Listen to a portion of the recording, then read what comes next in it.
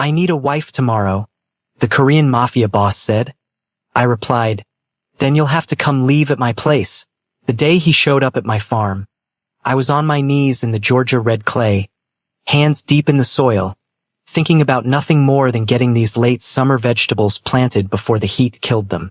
I had no idea that within 24 hours, my entire life would be pulled into a world of blood and power because of one sentence spoken by a dangerous stranger. My name is Raya Silas. I am 29 years old, and for the past 2 years, I have been running my grandmother's small farm alone just outside Atlanta. It's not a fancy place, just 40 acres of vegetables and fruit trees, some chickens, and land that has been in my family for 3 generations. My grandmother died in 2023, and overnight everything she built landed in my hands. I stayed because this farm is the last piece of her I have left. Selling it was never an option, even when my parents begged me to. Life here is simple but demanding. I wake up before sunrise, tend the animals, fix whatever the weather breaks, and work a second job at the local feed store just to keep the lights on. I am not rich, but I survive. Most days it's just me, the land, and the endless Georgia sky. That afternoon in late August felt no different. It was brutally hot, close to 95 degrees, humid air thick with the smell of earth and growing things. I was by the chicken coop, planting tomato seedlings, gospel music playing softly from my phone. Then I heard an engine, low, expensive, out of place. That alone made me look up. People don't just show up here unannounced. I wiped sweat from my forehead and watched as a black Mercedes G-Wagon rolled up my dirt driveway. Clean, polished, the kind of vehicle that costs more than everything I own combined. The door opened, and 3 men stepped out first, all in dark suits, scanning the property like they were expecting trouble. Then he emerged. He was tall, sharp-featured, Korean, maybe early 30s. Black suit that probably cost more than my yearly income, expensive watch catching the sunlight. His dark eyes were cold, calculating, and he moved with the kind of confidence that comes from never hearing the word no. But when he got closer, I saw something underneath that control, urgency, maybe even desperation. He walked toward me with careful, deliberate steps, his polished shoes sinking slightly into my soft red earth. What struck me most were his eyes. They were focused, intense, but there was something tired behind them, like he hadn't slept in days. "Are you Raya Silas?" he asked. His voice was smooth, accented slightly. I stood slowly, brushing dirt from my jeans, trowel still in my hand. "That's me. Can I help you?" He took a breath, glanced around the farm, then looked straight at me. "My name is Lee Jun. I need a wife by tomorrow." I froze. For a second, I thought it had to be some kind of joke or scam, but his face was dead serious. No smile, no hesitation. His 3 men stood at a distance, watching, waiting. "I'm sorry," I said slowly. "You need what?" Instead of backing down, he reached into his jacket and pulled out a folder, thick with papers. He held it out to me. "If I am not married by midnight tomorrow, I lose my position as head of the Baekho syndicate. My grandfather's decree states I must have a wife to prove stability and loyalty to tradition. If not, leadership passes to my cousin, Kang Min-suk." I flipped through the pages without touching them with my dirty hands. Legal documents in Korean and English, news articles, photos of men in expensive suits. The Baekho group, I'd heard whispers about them. Korean Mafia operating out of Atlanta, with connections all over the South. I looked back at him, my heart racing but my face calm. "Why me? You don't even know me." He hesitated for just a moment. "Your farm borders neutral territory. I researched you. You're independent, not connected to any organizations, and you're not someone who can be bought or threatened easily." He paused. "My ex-fiancée left when she discovered what my world really was. Min-suk would expand our operations into trafficking, destroy everything my grandfather built on principle. I need someone who won't run." I leaned against the fence post, trying to process it all. I had heard stories about the Korean syndicates in Atlanta. Protection rackets, territory wars, violence that made the news. This man was asking me to step into that world. So what are you asking? I said carefully. Legal marriage, he replied, his tone all business. On paper, we register tomorrow. You attend necessary functions. After I secure my position with the elders, we can quietly dissolve it. 1 year maximum. I shook my head. I don't get involved in criminal shit. His jaw tightened slightly. Then you'll lose this farm in 6 months when the bank forecloses. I checked. You're drowning in property taxes and your grandmother's medical debt. My breath caught. He'd done his homework. The bastard knew exactly where I was vulnerable. He pulled out a contract from the folder. I pay off your debts. You get to keep your farm. I get my position. After 1 year, quiet divorce, and you walk away with your freedom. I stared at him, at this dangerous man standing in my grandmother's garden, offering me a way out of the hole I'd been drowning in for 2 years. Every instinct told me to say no, to send him away, to handle my problems on my own like I always had. But I also knew he was right.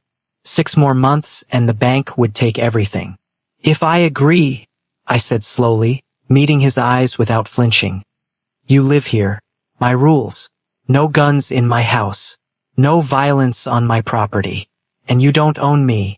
This is business, and I'm a partner, not property. Something shifted in his expression, surprise, maybe respect. He clearly hadn't expected me to set terms. Deal, he said after a moment. We shook hands right there by the chicken coop. My palm was rough with calluses and dirt. His was smooth, cool, and his grip was firm. I didn't know it then, but that handshake was the moment everything began. I didn't know that within 24 hours, I'd be married to one of the most dangerous men in Atlanta. I didn't know his world would try to kill me, and I didn't know that somewhere between his threats and my refusal to back down, somewhere between the fires and the blood and the lies, we'd stop pretending. I didn't know that a handshake would save us both. The next morning felt like moving through someone else's life. Lee June and I drove into Atlanta together just after sunrise. The sky still that pale pink color that makes everything look softer than it really is. The road was quiet except for the hum of his Mercedes, and neither of us talked much. Not because it was awkward exactly, but because we both understood how strange this was. 2 strangers heading to a courthouse to get married with no love story. No family gathered. No celebration waiting afterward.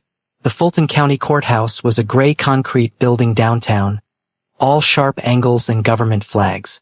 His guards stayed in 2 black SUVs parked across the street, watching. Inside, the hallways smelled like floor cleaner and old paper.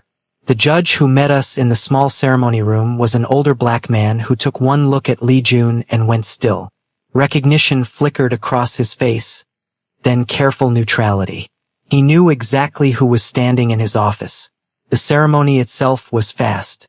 No rings, no vows beyond what the law required. We signed our names on papers that felt too thin to hold this much weight. I noticed my hand shook slightly as I wrote my signature. His didn't. Not even a tremor. Just steady, controlled precision like he'd done this 1,000 times before. When the judge pronounced us married, Lee June's expression didn't change at all. On the drive back to the farm, he was quiet, but his eyes never stopped moving. He memorized every turn, every landmark, every side road we passed. I watched him catalog escape routes and defensive positions without even thinking about it. This man lived in a world where survival meant always calculating, always preparing for the next threat. I wondered what it cost him to never turn that off. He showed up at my place 2 hours later with a single black suitcase. Expensive leather, minimalist, the kind that probably cost more than my truck. Everything he owned fit in one bag. That told me more about his life than any of his carefully chosen words had. I showed him to the spare bedroom, my grandmother's old room. I kept it mostly the same since she passed. Just changed the sheets and cleared out her personal things. You get this, I said, standing in the doorway. Bathrooms down the hall. Don't touch my stuff. He nodded once, stepped inside, and his eyes immediately started scanning. Windows, door hinges, sight lines. Looking for exits. Old habits from a dangerous life. I noticed but didn't comment. The culture clash started almost immediately. He took business calls in Korean on my front porch, his voice low and commanding, speaking a language I couldn't understand to people I'd never meet about things I probably didn't want to know. Meanwhile, I worked the farm like I always had, feeding chickens, repairing the fence line, covered in Georgia red clay and sweat. Once, I caught him watching me from the kitchen window. Not in a creepy way, more like he was trying to figure out a puzzle. Like he couldn't understand how someone could be content doing work this simple, this physical, this quiet. That first dinner was painful. I made fried chicken and collard greens, comfort food from my grandmother's recipes. He sat at my small kitchen table looking polite but completely out of place in his expensive clothes at my mismatched chairs. "This is different," he said carefully, picking up a fork. I almost smiled. "You don't eat Korean food much?" I asked. "Not often here," he admitted. We ate in near silence. 2 in the morning, I couldn't sleep. Too much change, too fast. I got up for water and found him standing by the living room window, completely still, staring out at the dark fields. His gun sat on the side table within easy reach. "You don't sleep?" I asked quietly. He turned slightly, not startled despite me appearing behind him. "Not much." I leaned against the doorframe. "PTSD." He paused. "Something like that." I could have pushed for more, but I didn't. Instead, I just said, "Coffee's in the kitchen if you need it," and went back to my room. I think that surprised him more than anything else that day. I wasn't afraid. Day 3 changed something between us. I was out by the fence line, fighting with a section that had come loose during the last storm. Sweat was running down my back and I was cursing under my breath when I heard footsteps behind me. Lee Jun stood there, hands in the pockets of what had to be a $5,000 suit. "Let me," he said simply. I looked at him like he'd lost his mind. "You're in a suit that costs more than my monthly bills." He shrugged and started removing his jacket. "I've worn worse." He helped me fix that fence, and I'll be damned if he wasn't surprisingly good with his hands. I showed him the proper technique for tightening the wire, and he listened without any ego, just focused attention. "Why do you do this?" he asked after a while, wiping sweat from his forehead. "The farm. All of it." I looked out at the land my grandmother had loved. "It's mine," I said. "No one can take it." Something shifted in his expression then. Understanding, maybe. He knew exactly what I meant. That evening, he tried to cook dinner. I heard him in the kitchen, heard the smoke alarm go off, and found him staring at a pot of burned rice like it had personally betrayed him. Couldn't help it. I laughed. Really laughed. For the first time since he'd walked into my life. He looked at me, startled, and then the corner of his mouth lifted just slightly. Not quite a smile, but close. Something softened between us in that moment. We were still strangers, still wary, still trying to figure out if this insane arrangement could possibly work. But for the first time, we saw each other as people instead of problems. If you're wondering whether two people from completely different worlds can build something real from a transaction, stick with me, because this story gets a lot more complicated before it gets better. Hit that subscribe button so you don't miss what happens when his enemies find out about me. And trust me, you'll want to see how a farm girl handles a mafia war. By week 2, we'd fallen into something that almost looked like routine. Awkward, but functional. He handled his business from the porch while I handled mine in the fields. Sometimes I'd catch him watching me through the window while I worked, and it wasn't creepy or controlling. More like he was studying something he didn't understand. How someone could find peace in dirt and sweat and physical labor. He'd never had that kind of freedom. Small things started changing. I'd come in from the fields and find containers of Korean food on the kitchen counter. Leftover bulgogi, kimchi, japchae noodles. No note, no explanation. Just there. His way of sharing something without having to say it out loud. I tried them all, even when the spice made my eyes water. Then everything shifted. I was alone, repairing the chicken coop, when I heard tires on gravel. A black sedan rolled up, expensive and out of place. 3 men stepped out, all in dark clothes, moving with that particular arrogance that comes from never facing consequences. I didn't recognize them, but I knew they weren't here for anything good. You must be the boss man's new pet, the tallest one said, looking me up and down. His tone had an edge to it, racist and dismissive. Interesting choice. The other two laughed. Nice farm you got here. Another one added, glancing around. It would be a real shame if something happened to it. My heart was pounding, but I stood up slowly, keeping my face blank. You're on my land without an invitation. I suggest you leave. They thought that was hilarious. One of them took a step closer, still grinning. I grabbed the pitchfork leaning against the coop and leveled it at chest height. Try me. Something in my eyes must have convinced them I wasn't bluffing, because they backed off, still laughing like this was all a game. They got in their car and left, kicking up dust as they went. The second they were out of sight, my hands started shaking. I didn't let myself fall apart, though. Just went back to work. When Lee Jun came home that evening, I told him about it, trying to sound casual.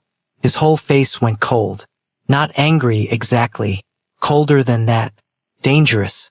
Describe them, he said, his voice flat. I did, and I watched recognition click into place. Min-suk, he said quietly. He's testing me. Through you.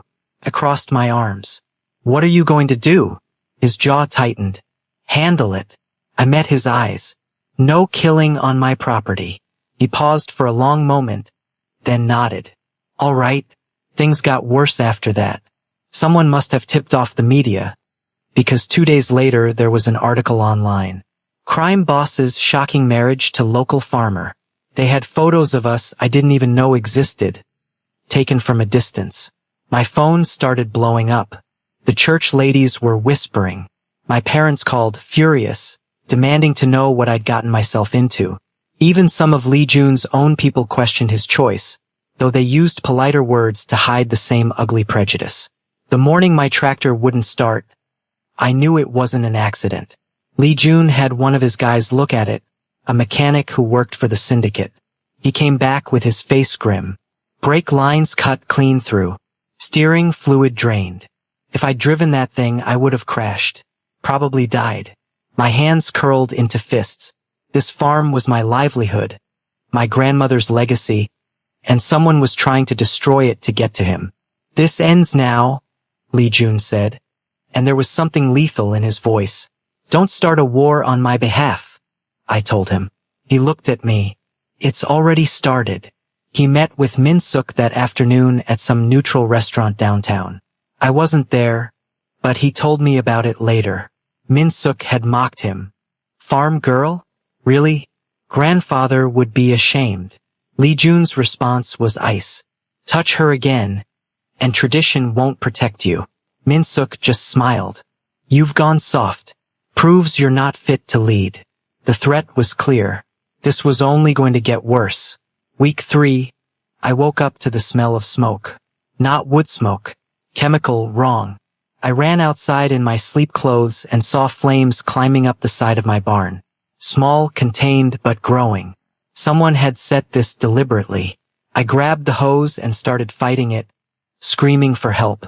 Lee Jun appeared with 2 of his guards, and together we got it under control before the whole structure went up. That's when I heard the goats. Someone had locked them inside. I kicked the door open, choking on smoke, and dragged them out one by one. By the time we finished, I was covered in soot and ash. My hands burned, my lungs raw.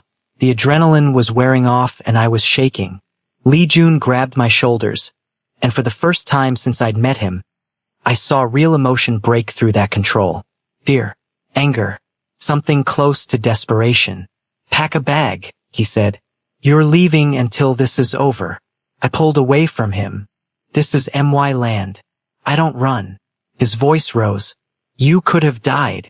I got right in his face. So could you every day. I'm not fragile. He stared at me, and I watched him struggle with something internal. Frustration, yes, but also respect. And something else. Terror. Not for himself. For me. Maybe the first time in years he'd felt genuine fear for another person. I wasn't going anywhere. And I think that's when he realized this fake marriage had stopped being fake for both of us, whether we were ready to admit it or not. If you think this is intense now, wait until you see what happens when Minsuk stops playing games and goes for blood. The next chapter is where everything explodes, and trust me, you don't want to miss how Raya handles a mafia war coming for her doorstep. After the fire, Lee Jun insisted on security. Guards posted at the property line, cameras installed along the perimeter. I hated it, hated feeling like I needed protecting, but I wasn't stupid enough to refuse completely. Perimeter only, I told him. Not inside my house. He agreed without argument, and that surprised me. Compromise wasn't something he did often. 3 a.m, I found him outside on the porch steps, smoking. He never smoked. I stood in the doorway, watching him stare out at the dark fields. Nightmare? I asked quietly. He didn't turn around. Fire, he said. Just that one word. I didn't push. Instead, I sat down beside him and handed him the water bottle I'd brought. We sat there in silence for maybe 20 minutes, and I got the feeling this was the first time in a long time he hadn't been alone with whatever haunted him. The next morning, we started rebuilding the burned section of the barn. He showed up in old jeans and a t-shirt, and when the Georgia heat got brutal, he pulled his shirt off. That's when I saw them. Scars everywhere. Knife wounds across his ribs, bullet grazes on his shoulder, burn marks on his back. A map of violence written on his skin. How are you even alive? I asked. He wiped sweat from his face. Luck. Mostly spite. I laughed despite myself, and I swear I saw the corner of his mouth lift. Later, while we were taking a water break, I asked about his grandfather. I expected him to shut down, but he didn't. He told me stories about a man who was brutal when he had to be but lived by a code most people wouldn't understand. Honor meant something different in his world.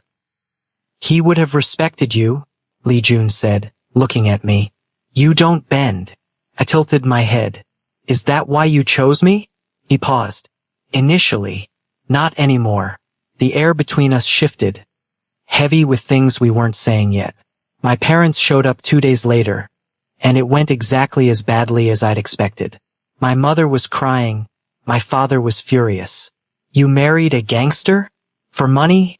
He shouted. I stood my ground. For MY Farm. My choice. They didn't understand. Didn't want to. Lee Jun was inside, and I knew he could hear everything, but he stayed hidden, respecting that this was my fight. After they left, I went to my room and cried for the first time since this whole thing started. When I finally came out, there was a cup of tea sitting outside my door, still warm. He never said a word about it. His people were pressuring him too. I overheard one of his calls. The elders don't approve. This looks weak. His response was ice. Then they can question me directly. He was protecting me even from his own world. That night I couldn't sit still. I went out to fix a loose section of fence, working off frustration and fear. He appeared beside me without a word and started helping. We worked in silence for a while before I asked what I'd been wondering for weeks. Why did you really choose me? He was quiet for so long I thought he wouldn't answer. Because you looked at me like I was human. Not useful. Not dangerous. Just human. I turned to face him. You are dangerous. Guilt crossed his face. I know. I shook my head. But you're also fixing my fence at midnight.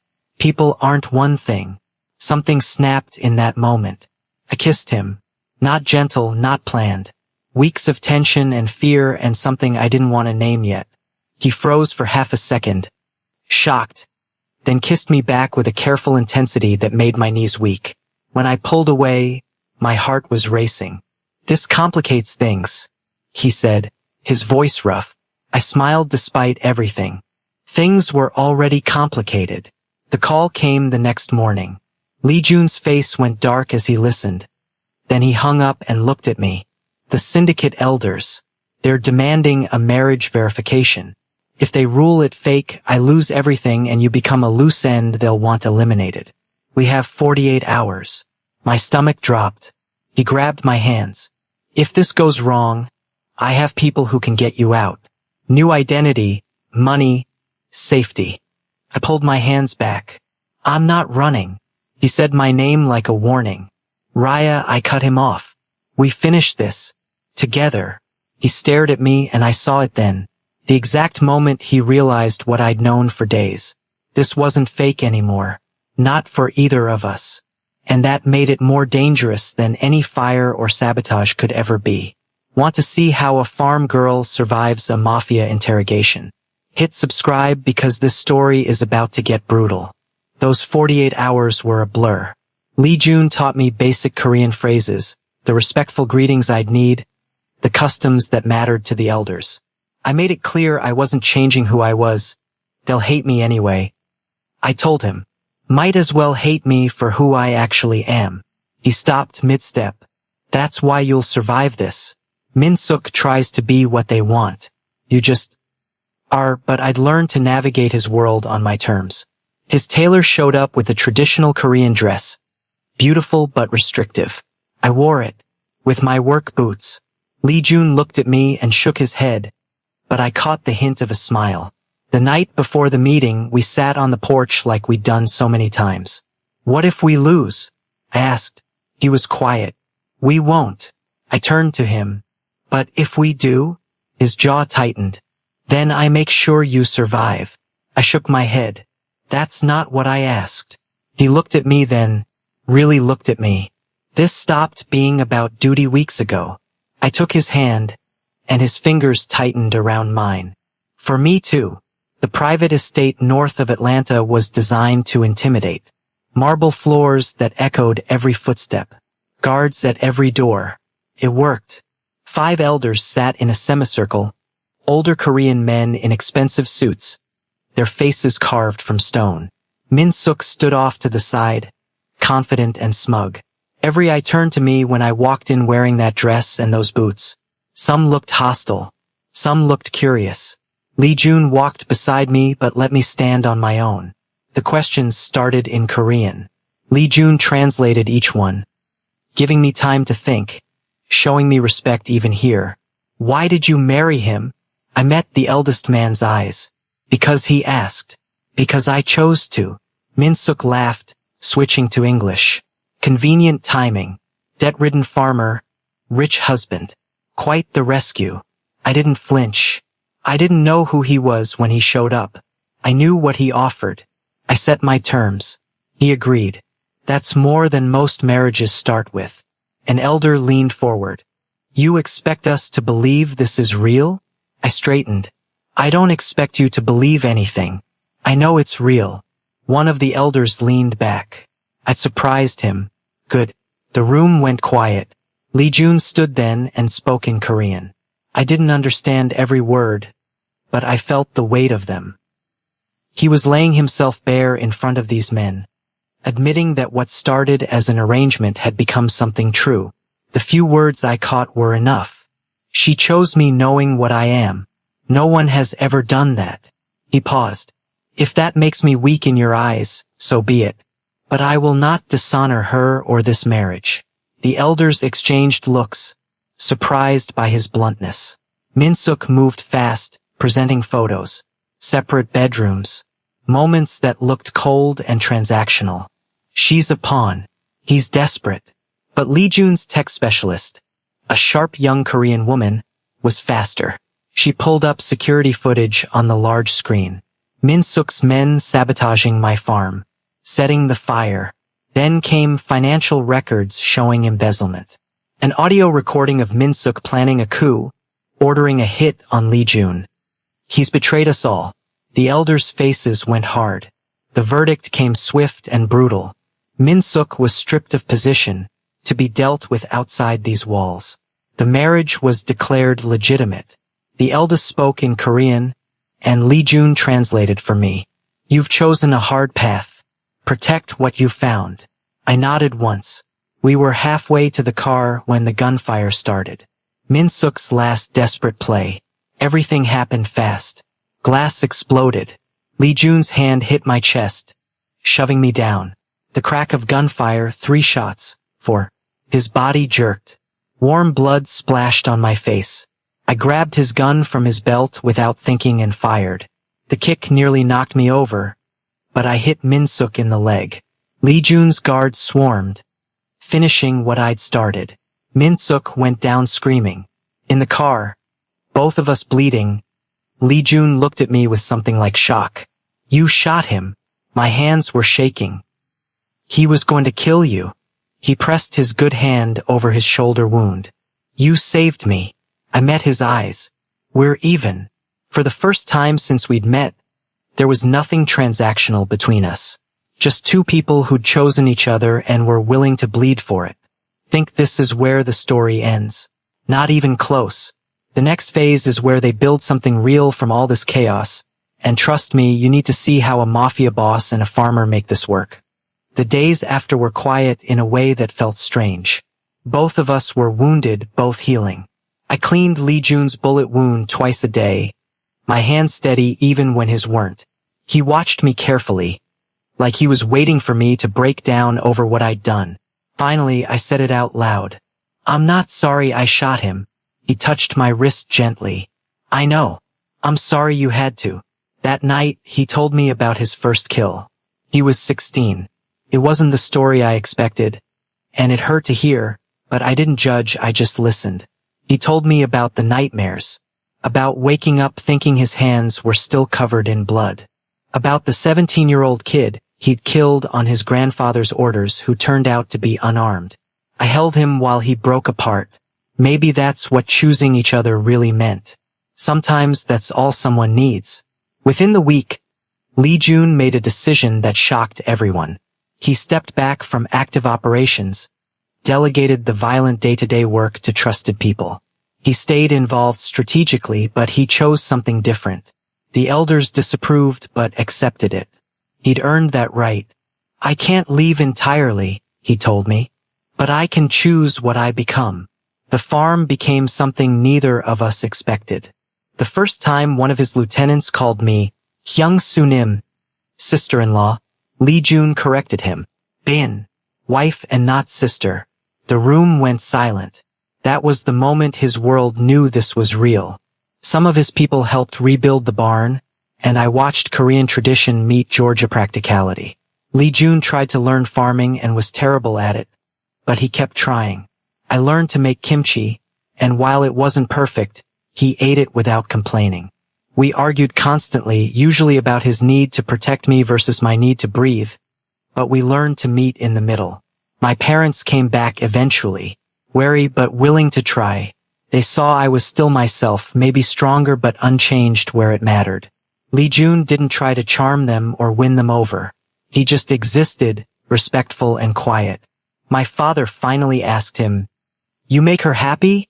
Lee Jun met his eyes. "I try." Dad nodded slowly. "Then I guess that's something." The farm became a fusion of both our worlds. Korean phrases mixed with Southern sayings. His expensive suits hung next to my work boots. Kimchi sat beside collard greens in the fridge. Traditional met practical, and somehow it worked. The year passed in seasons. Spring brought new planting and old syndicate members who decided to trust me. Summer brought my father back, quieter this time. Fall brought the decision to stop pretending this was temporary. Winter brought the ceremony. Small gathering on the farm under string lights. Her people, his trusted people, even a few elders who'd come to accept us. I wore a simple white dress with my grandmother's jewelry and kept my boots on. Lee Jun wore a traditional black and gold hanbok, honoring his grandfather. Our vows were in both English and Korean. I spoke first. I chose you in danger. I choose you in peace. I choose you knowing what you've done and who you're trying to become. His voice was steady. You saw me when I was a weapon and called me human. You gave me a reason to be more. I choose you. Always. When he kissed me, it was tender and real and earned. Even the elder officiating smiled, which Lee Jun said later was basically a miracle. 6 months after that, we sat on the porch at sunset, the sky painted gold and purple. His arm was around me, my head on his shoulder. His other hand rested on my stomach, still flat, barely 3 months, and we hadn't said it out loud yet, but we both knew. A daughter, if the ultrasound was right. She'd be born into both worlds, and somehow that felt right. You came demanding a wife, I said quietly. He smiled.